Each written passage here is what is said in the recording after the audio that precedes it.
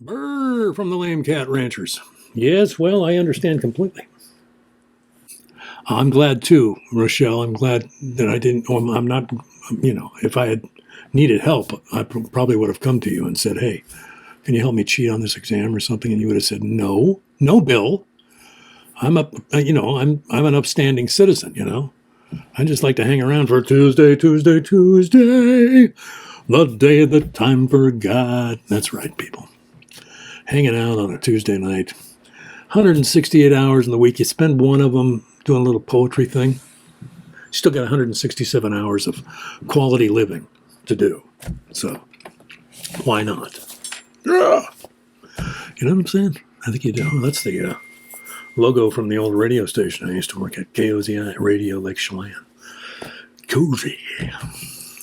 I was in cozy country, although it wasn't a country station. All right, where are we? This is kind of a free-form night just because I wanted to mix it up a little bit. We got quality mail baggage. We got nothing from me. So I know that a lot of you will probably leave now because, you only show up for my stuff. But we've got quality from Ada Limon.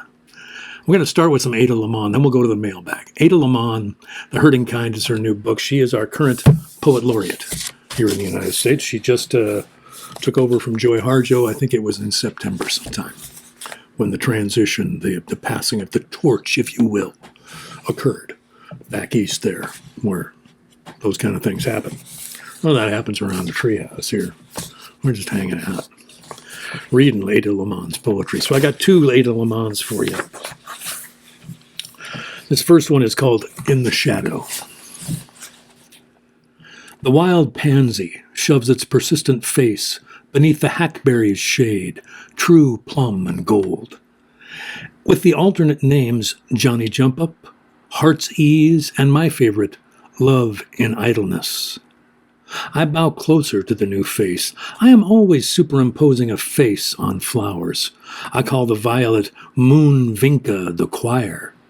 And there are surely eyes in the bird eye speedwell, and mouths on the linear leaf snapdragon.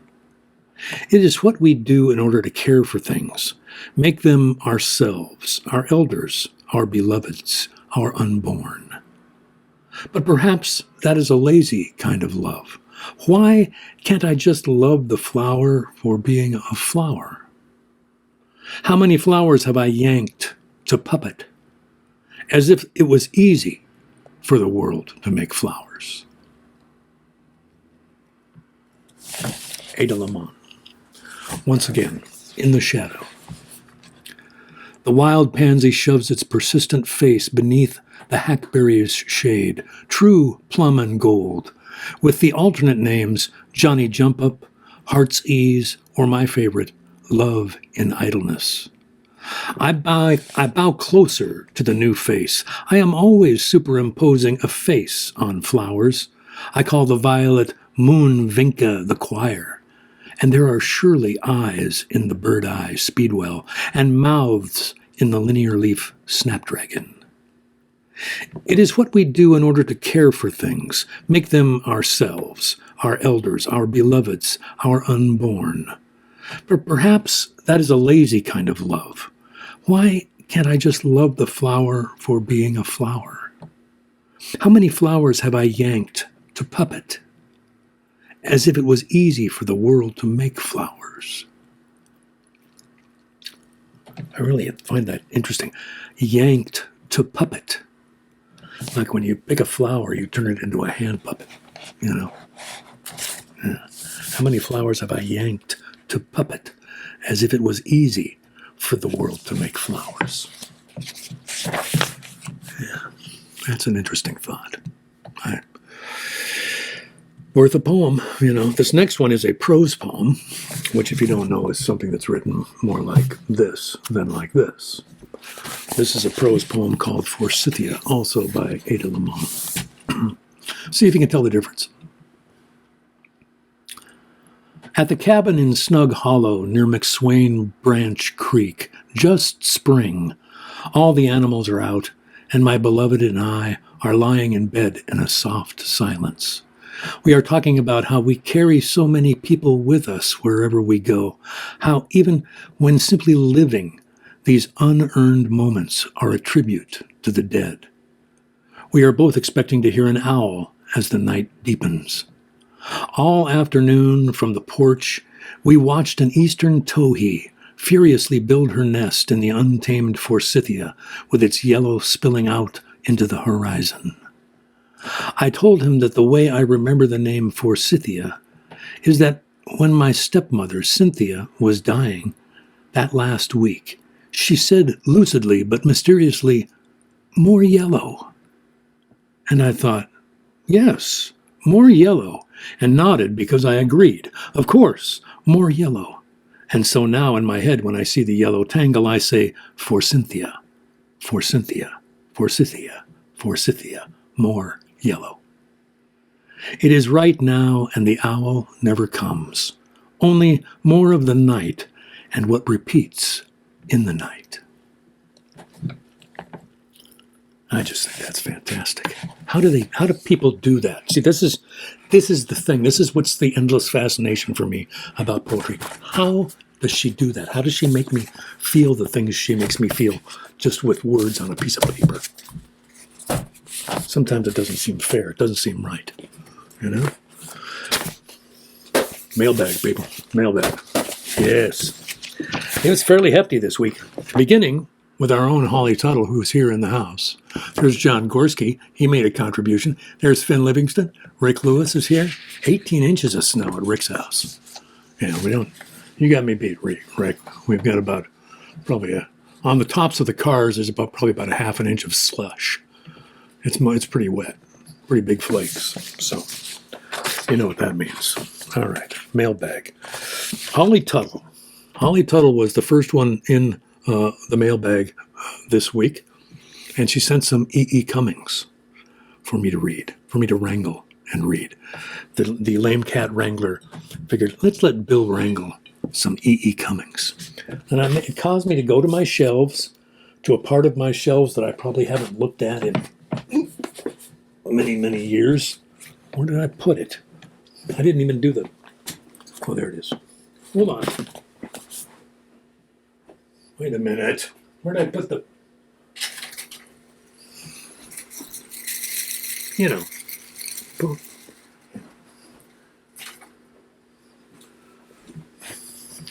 I've been getting real lazy with the fireworks. Some things you just want to kind of quietly phase out and hope people will forget that it ever happened. This is the only E.E. Cummings book I have. E.E. Cummings, Selected Poems 1923-1958 from Faber and Faber. It was published 1960. And the selection was made by Mr. Cummings. There is no table of contents. But, like a lot of poetry books, it does have an index of first lines. Yes. But anyway, Holly sent me some E. Cummings, and here we go. She starts with Buffalo Bill's defunct, who used to ride a water-smooth silver stallion and break 1, 2, 3, 4, 5 pigeons just like that. Jesus, he was a handsome man. And what I want to know is, how do you like your blue-eyed boy, Mr. Death? Now, I know a guy who made that poem into a song some years ago. So I recognize that. Buffalo Bill. He called it Buffalo Bill's Lament, I think. My former friend.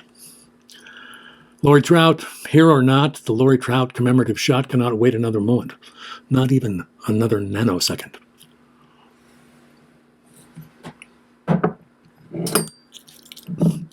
A small crowd tonight.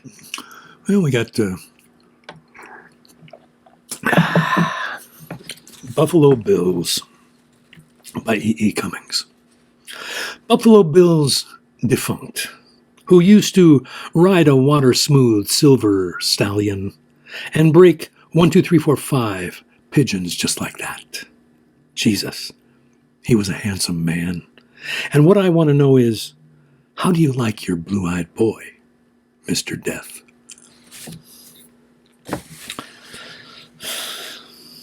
Then there's another one called All green went my love riding. All green went my love riding. By E. Cummings. All in green went my love riding on a great horse of gold into the silver dawn. 4 lean hounds crouched low and smiling, the merry deer ran before. Fleeter be they than dappled dreams, the swift, sweet deer, the red, rare deer. 4 red roebuck at a white water, the cruel bugle sang before. Horn at hip went my love riding, riding the echo down into the silver dawn. 4 lean hounds crouched low and smiling, the level meadows ran before. Softer be they than slippered sleep, the lean, lithe deer, the fleet, flown deer. 4 fleet does an 4 fleet does at a gold valley, the famished arrow sang before. Bow at belt went my love riding, riding the mountain down into the silver dawn. 4 lean hounds crouched low and smiling, the sheer peaks ran before. Paler be they than daunting death, the sleek, slim deer, the tall, tense deer. 4 tall stags at a green mountain, the lucky hunter sang before. All in green went my love riding on a green horse of gold into the silver dawn. 4 lean hounds crouched low and smiling. My heart fell dead before. Yeah. Thank you, Holly Tuttle, for sending some E. Cummings. Yeah, I did have fun reading those. Yes. I'm going to read the All in Green went my love riding again. Just because it's fun. And the fleeter, 4, where is it? 4 lean, where's the line that's screwed? 4 fleet does at a gold valley. Yeah. All in green went my love riding on a great horse of gold into the silver dawn. 4 lean hounds crouched low and smiling, the merry deer ran before. Fleeter be they than dappled dreams, the swift, sweet deer, the red, rare deer. 4 red roebuck at a white water, the cruel bugle sang before. Horn at hip went my love riding, riding the echo down into the silver dawn. 4 lean hounds crouched low and smiling, the level meadows ran before. Softer be they than slippered sleep, the lean, lithe deer, the fleet, flown deer. 4 fleet does at a gold valley, the famished arrow sang before. Bow at belt went my love riding, riding the mountain down into the silver dawn. 4 lean hounds crouched low and smiling, the sheer peaks ran before. Paler be they than daunting death, the sleek, slim deer, the tall, tense deer. 4 tall stags at a green mountain, the lucky hunter sang before. All in green went my love riding on a great horse of gold into the silver dawn. 4 lean hounds crouched low and smiling. My heart fell dead before. Yes, yes indeed. Thank you, Holly Tuttle. That's some fun there. That's some real fun.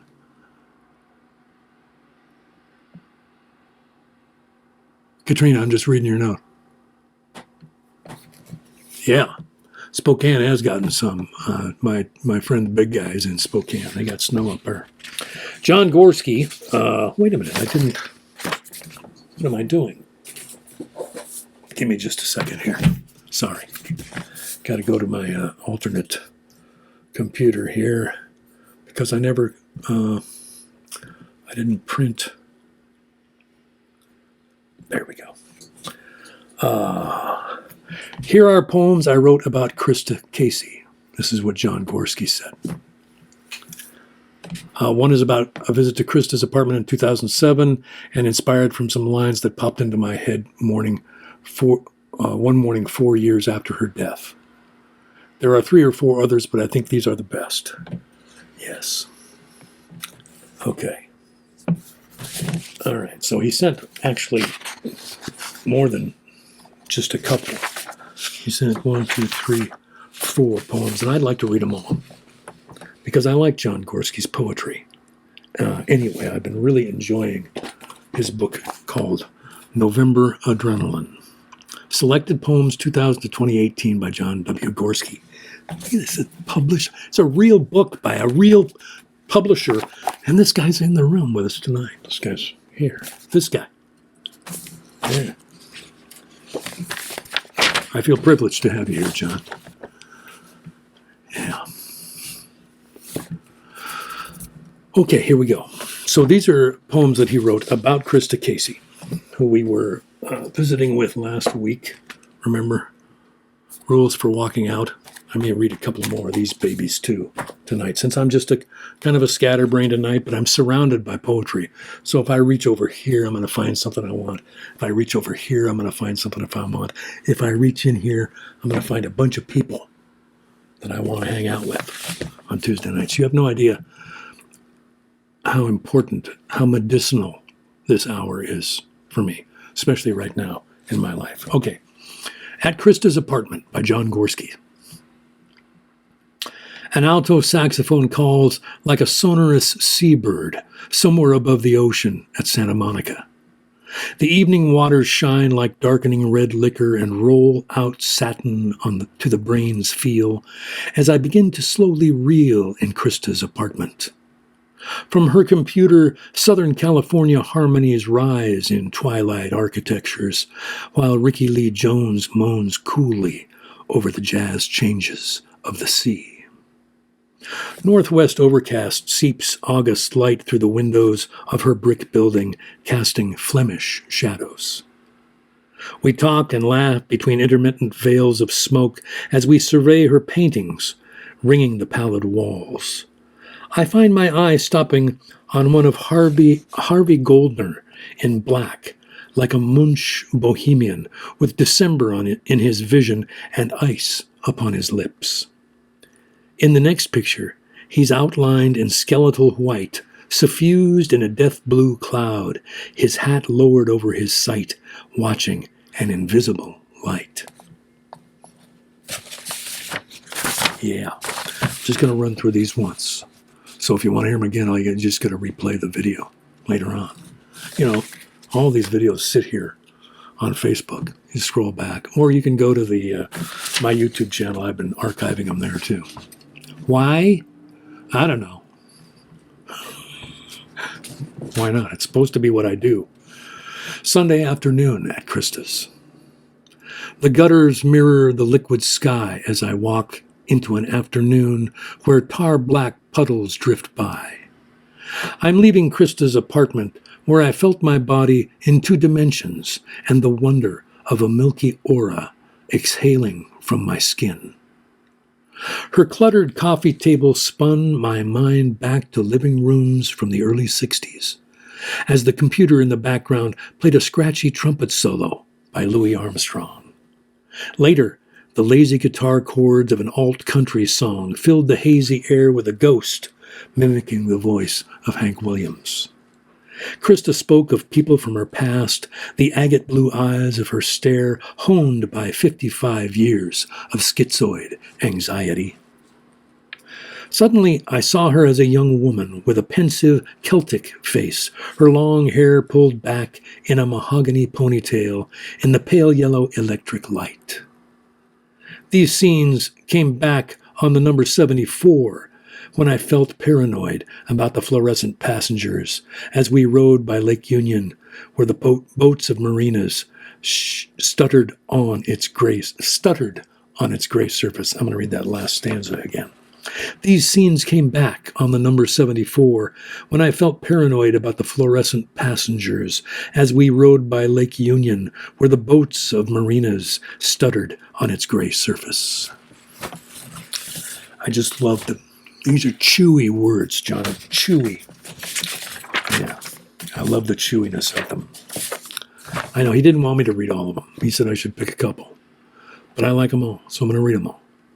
It's the way I roll. And I'm an admirer of your work, sir. Krista's number 3. Overcast has brooded in my eyes all week, down the winter skyway. I drive under the afternoon on this road skirting Elliott Bay. Soon I reach my destination and enter Krista's room of smoky jazz, where rumination sounds from a clarinet. It plays out the drunken regret in the heart of all those clubs of Greenwich Village in the 50s, as a film plays in my memory, in black and white, scenes of Manhattan streets beneath a gray celluloid sun. Somewhere in my cloudy mind, I hear a saxophone reaching a plangent tone intermittently, like a boat horn miles out at sea. As I leave Krista's, she looks like a young woman again at the door, and when I walk through Belltown rain to the cocoon of my parked car, I watch gnarled tree branches along the sidewalks gather me into an old age of dimming song, forgetting my reason. Now, as the cold of the season burns on the skeleton mask of my skin, I look through the windshield at drifting people and chrome car wheels riding by the glowering streetlights, turning day to a theater of night. Somewhere in my cloudy mind, I hear a saxophone reaching a plangent tone intermittently, like a boat horn miles out to sea. Yeah. John. Okay, one more.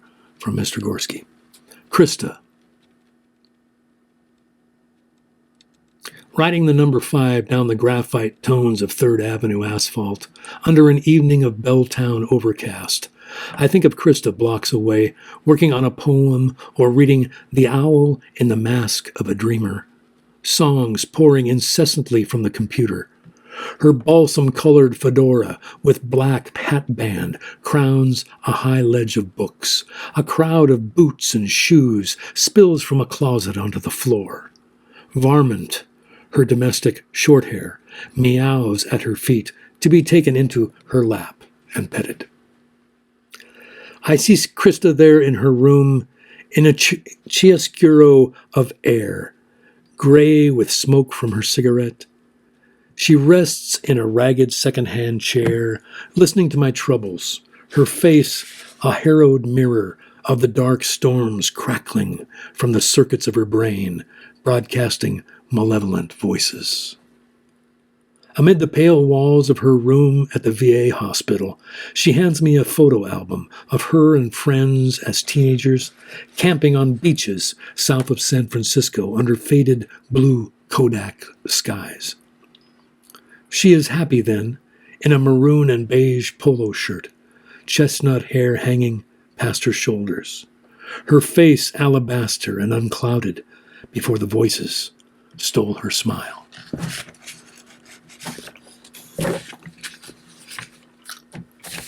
Poems for a Friend, written by John Gorski for Krista Casey. I just find that wonderful. John, thank you.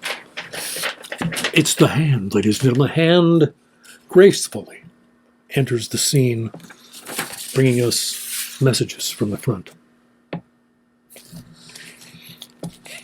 Oh, and then I have to wreck it by completely losing it. Just.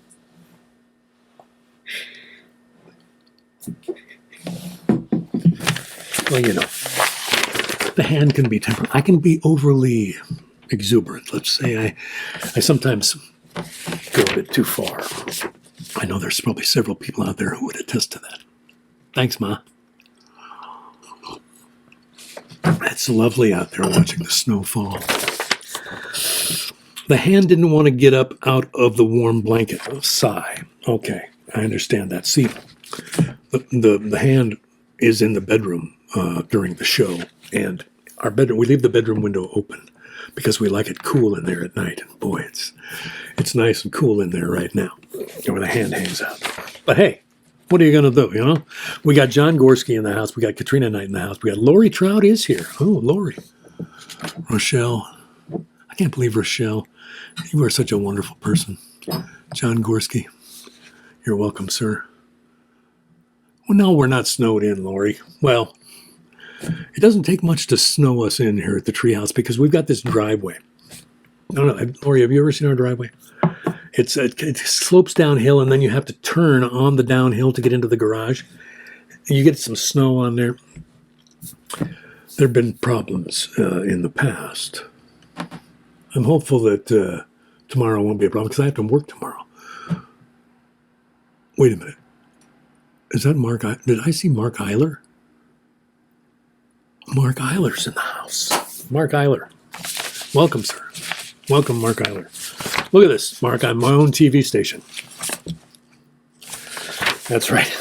Captain Kangaroo, Rochelle Hamill, Rick Lewis, Holly Tuttle, Kim Nelson, the Lame Cat Ranchers in the house, Finn Livingston in the house, Mark Eiler in the house. Thank you, Mark, for showing up. So, John Gorski, Poems for Krista Casey. I think they're wonderful poems. I wanted to read them all. Now, Mr. Mark Kenney also entered the mailbag this week. Now, Mark's been kind of laying off for a while, and he owned that. He said, I've been laying low and listening to all the other poets you've been bringing forward, loving all your choices and those of the friends of the Tuesday Treehouse Poetry Break. I still have to fight the desire to share, not to share my own writings. So it goes. Here's some for a later date when you feel any might be appropriate. The first is a favorite that means more and more to me as I get older, from Eugene McCarthy. The rest are mine. Okay, so this first one is called Courage After 60 by Eugene McCarthy. Now, is this the Eugene McCarthy that ran for president? I could have done the research. I could have done the research and found that out myself. But I remembered, I could just ask Mark during the poetry break, and he'd know. Is this the Eugene McCarthy that ran for president? He wrote poetry? Colette's here too. Hi, Colette. Goodness gracious, we got some. I should have dressed better. Okay, Mark Kenney says, yes, it was the Eugene McCarthy who ran for president. So, from a presidential candidate, poetry from a presidential candidate. Courage After 60. Now it is certain, there is no magic stone, no secret to be found. One must go with the mind's winnowed learning. No more than the child's handhold on the willows bending over the lake, or the sumac roots at the cliff edge. Ignorance is checked, betrayal scratched. The coat has been hung on the peg, the cigar laid on the table edge, the cue chosen and chalked, the ball set for the final break. All cards drawn, all bets called. The dice, warm as blood in the hand, shaken for the last cast. The glove has been thrown to the ground, the last choice of weapons made. A book for one thought, a poem for one line, a line for one word. Broken things are powerful. Things about to break are stronger still. The last shot from the brittle bow is truest. I'm going to read that again, Mark. Don't worry. I thought I could get that last line. Then my tongue tripped over my teeth or something. It's been happening more and more lately. Courage After 60 by Eugene McCarthy. Now it is certain, there is no magic stone, no secret to be found. One must go with the mind's winnowed learning. No more than the child's handhold on the willows bending over the lake, or the sumac roots at the cliff edge. Ignorance is checked, betrayals scratched. The coat has been hung on the peg, the cigar laid on the table edge, the cue chosen and chalked, the balls set for the final break. All cards drawn, all bets called. The dice, warm as blood in the hand, shaken for the last cast. The glove has been thrown to the ground, the last choice of weapons made. A book for one thought, a poem for one line, a line for one word. Broken things are powerful. Things about to break are stronger still. The last shot from the brittle bow is truest. Yeah. If I'd have been old enough, he would have had my vote. Yeah, probably. Yeah. Now a couple from Mark Kenney, who is a dedicated and great writer in his own right. Yes, indeed. In fact, I think it's time for the second shot. Lori, there's Sandy Swayze. Hey, Sandy. Pauline Jones. Hey, Pauline. Goodness gracious. It's filling up in here. So the acoustic guitar shot glass, thanks to Lori Trout. And here we go. It's Tuesday. The day Bill takes 2 shots. Boy, it's really coming down out there now. They said it'd be snowing for another hour or so. Do you think we should just keep reading poems until it stops snowing? Maybe not. Okay.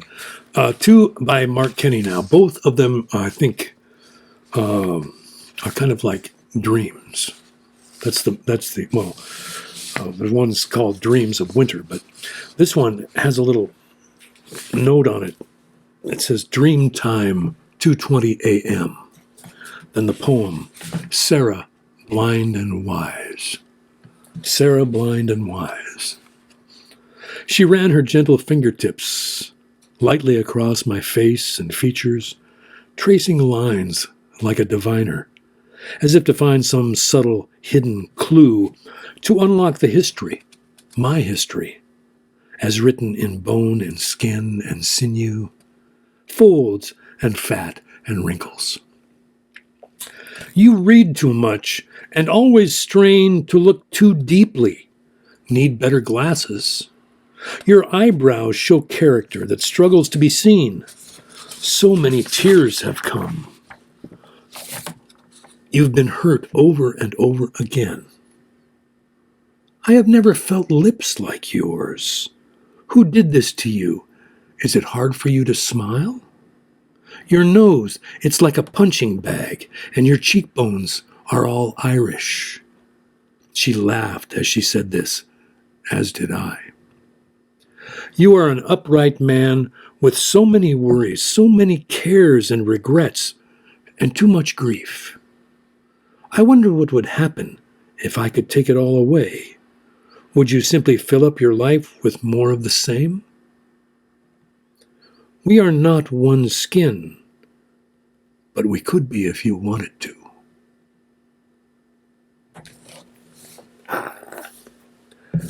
Yeah, Mark, you know how to dream. There you go. That sounds like a great dream. I'm going to read that one again. Dream time, 2:20 a.m. Sarah, blind and wise. She ran her gentle fingertips slightly across my face and features, tracing lines like a diviner, as if to find some subtle hidden clue to unlock the history, my history, as written in bone and skin and sinew, folds and fat and wrinkles. You read too much and always strain to look too deeply. Need better glasses. Your eyebrows show character that struggles to be seen. So many tears have come. You've been hurt over and over again. I have never felt lips like yours. Who did this to you? Is it hard for you to smile? Your nose, it's like a punching bag, and your cheekbones are all Irish. She laughed as she said this, as did I. You are an upright man with so many worries, so many cares and regrets, and too much grief. I wonder what would happen if I could take it all away. Would you simply fill up your life with more of the same? We are not one skin, but we could be if you wanted to. But we could be if you wanted it so. That's what I should have said. Sorry, Mark. But you could. We are not one skin, but we could be if you wanted it so. Oh, I like that better. Sorry, I misread that, Mark. I was so caught up in, what seemed like it must have been a fairly pleasant dream. And now we have Dreams of Winter, another poem by Mark Kenney. Dreams of Winter. Snow-sodden leaves falling on my head and shoulders like manna from the heavens. Blessed be she who raises seas and levels mountains, yet ministers to all beings. Burdened hearts or troubled souls, she blesses them with quiet praise. Frantic minds with frightened thoughts, she soothes with soft white kisses. She sets the world alight with grace and swirling, breathless beauty. We dance like happy children, unburdened by the worldly weight of life and time, loss and regret, delighting in a moment of crystalline magic, set against the riot of autumnal colors and dreams of winter. Yeah, I really like that one. I'm going to read that one again, too. Dreams of Winter by Mark Kenney, who's right here in the room with us. See, you could write something like this, too, and send it on in. Come on. What's there to be self-conscious about? It's just us. Dreams of Winter. Snow-sodden leaves falling on my head and shoulders like manna from the heavens. Blessed be she who raises seas and levels mountains, yet ministers to all beings. Burdened hearts or troubled souls, she blesses them with quiet praise. Frantic minds with frightened thoughts, she soothes with soft white kisses. She sets the world alight with grace and swirling, breathless beauty. We dance like happy children, unburdened by the worldly weight of life and time, loss and regret, delighting in a moment of crystalline magic set against the riot of autumnal colors and dreams of winter. There you go. Mark Kenney. Thank you, Mark. Thank you. I'm sorry I have nothing for you this week. My life continues to be a little stormy. And I am writing. But I don't like my stormy writing. I don't think there's not a lot of clarity in it. There's not a lot of, I tend to just spin. And I don't like that about myself. So I don't want to read it. I don't want to present that. I don't want that to be what represents me, in any way. So I'm reaching for other things, other influences, other books. Who could possibly, oh man, I got books here. I forget I've got these books. Darn it. We should do a contest. How about this? The first person who writes a message to poetrybreak22@gmail.com after tonight's broadcast, after 8 p.m. Pacific time, gets a copy of Musical Tables by Billy Collins. How's that? In hardcover, no less.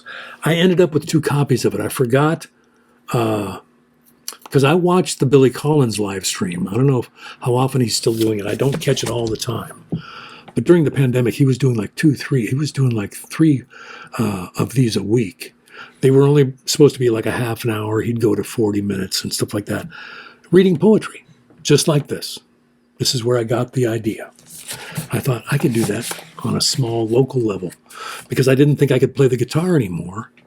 And so I said, here's this other thing that has been part of my life longer than, or as long as music has been.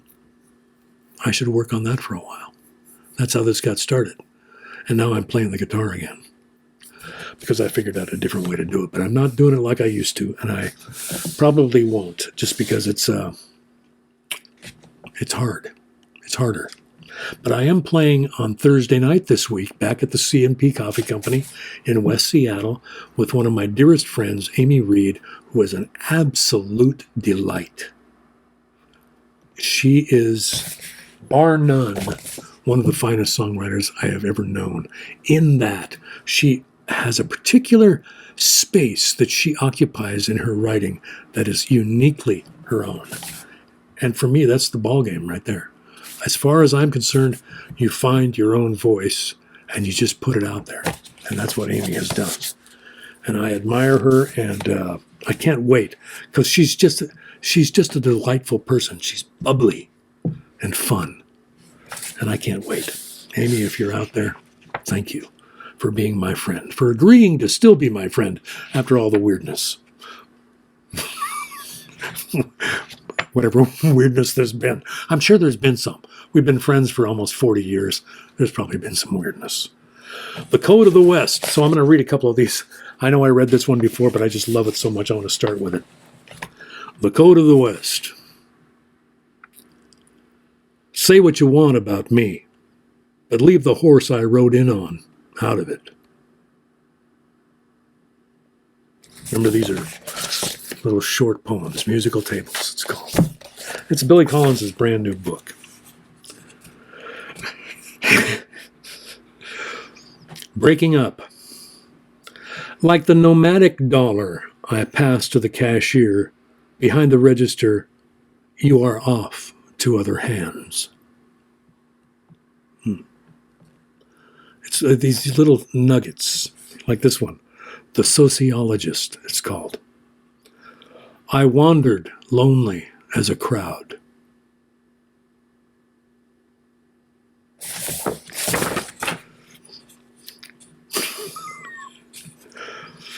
Reflections on an Amish childhood. I was a little scared. I'll start again. Reflections on an Amish childhood. I was a little square in a round hat.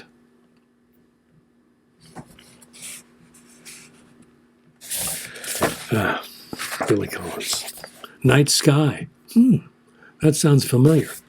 I might have to sue him. Don't you think I should sue him? I had a whole album called Night Sky. It came out way before Billy Collins' book. Night Sky. Lying on the beach after so much wine and talk.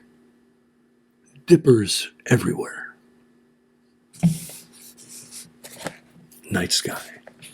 Lying on the beach after so much wine and talk. Dippers everywhere.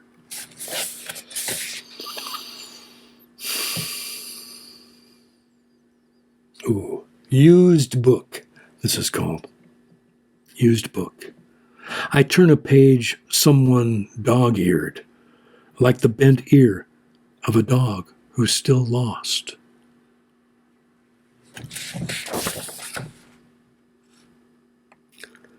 Thelonious Morning. The breeze was slight and moved only 3 of the 6 wind chimes, which formed a minor chord. You know, I'm sorry, but this guy knows what he's doing. And, you know, didn't he just put a book out last year? I mean, I'm still working my way through Whale Day. It came out last year. And now he's got another book. He must have some kind of thing with his publisher where he's got to put out a book a year or something. I love the quote. Where is it? Billy Collins puts the fun back in profundity. That's describes Billy Collins pretty well. Thelonious Morning. The breeze was slight and moved only 3 of the 6 wind chimes, which formed a minor chord. Okay, hold on.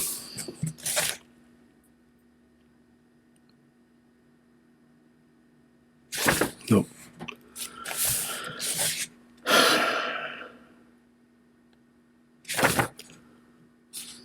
Henry Wadsworth Longfellow.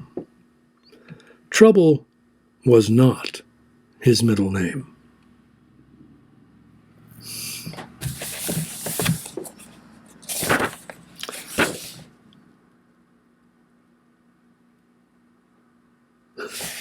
Simplicity. Dalmatian is hard to pronounce. So the children, pointing, say, fire truck dog. Yeah. Sparky the fire dog. I'm sorry, I just had a flash from my childhood. There was some kind of a thing about Sparky the fire dog. He was a Dalmatian. Simplicity. Dalmatian is hard to pronounce. So the children, pointing, say, fire truck dog. Yep. Falling asleep. Walking backwards into a dark forest. I sweep my footprints out of existence with a large, weightless branch. Yep. Oh, poetry. As if it were not hard enough, whenever my pencil moves along the page, the pink eraser end points up, a little finger wagging, reminding me of our appointment. Yes. Okay, one more. Motel parking lot. Saying goodbye is so sad, I don't even bother to turn around to see what it was you just threw at me.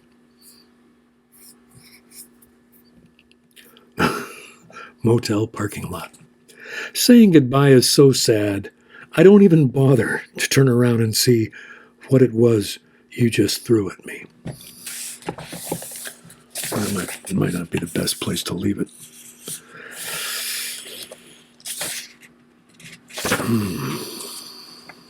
Let me just find one more. The Sunday Times. The Sunday Times. There's so much going on in the world besides these sausages. The Sunday Times. There is so much going on in the world besides these sausages. Yeah. Well said, Billy. Koan in the rain. Koan in the rain, like a Zen koan. You want to know the sound of one hand clapping? It is the same as the sound of the other hand holding in the umbrella, only slightly louder.